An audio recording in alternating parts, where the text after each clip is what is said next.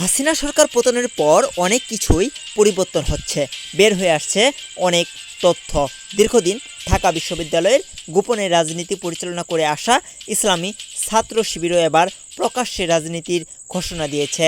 শনিবার হঠাৎ করে নিজের ফেসবুক আইডিতে বার্তা দিয়ে নিজের পরিচয় প্রকাশ করেন হাসিনা সরকার পতনের আন্দোলনের নেতৃত্ব দেওয়া সংগঠক আবু সাদিক কায়েম।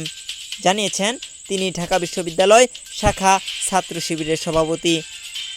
সমন্বয়কদের তালিকায় তার নাম না থাকলেও জুলাই মাসে চলা ছাত্র আন্দোলনে বিশ্ববিদ্যালয়ের বিভিন্ন হলের নেতাকর্মীদের নিয়ে মাঠে ছিলেন সাদিক কায়েম। তালিকায় নাম থাকা সমন্বয়কদের সঙ্গে বিভিন্ন ছবিতেও তাকে দেখা গেছে।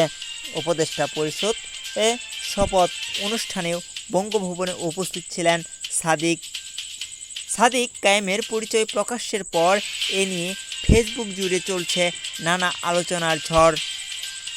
ঢাকা বিশ্ববিদ্যালয়ের ছাত্র রাজনীতি নিষিদ্ধের যে আলোচনা চলছে তা নিয়ে গতকাল শনিবার দুপুরে ঢাবি ক্যাম্পাসের বিভিন্ন ইস্যু নিয়ে 10টি ছাত্র সংগঠনের সঙ্গে বৈঠক করেন ঢাকা বিশ্ববিদ্যালয়ের উপাচার্য অধ্যাপক ডক্টর নিয়াজ আহমেদ খান।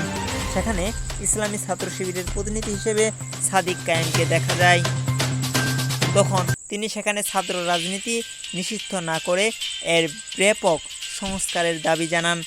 বৈঠক শেষে সাংবাদিকদের সঙ্গে আলাপকালে সাদিক কায়েম নিজেকে ইসলামী ছাত্র শিবিরের বিশ্ববিদ্যালয় শাখার সভাপতি বলে পরিচয় দেন। পরে ছাত্র রাজনীতি নিয়ে সামাজিক যোগাযোগ মাধ্যম ফেসবুকে পোস্ট দেন তিনি। এ ঘোষণার পর ঢাকা বিশ্ববিদ্যালয় ক্যাম্পাসে এক যুগেরও বেশি সময় পর সবার উপস্থিতি জানান দিল ইসলামী ছাত্র শিবির।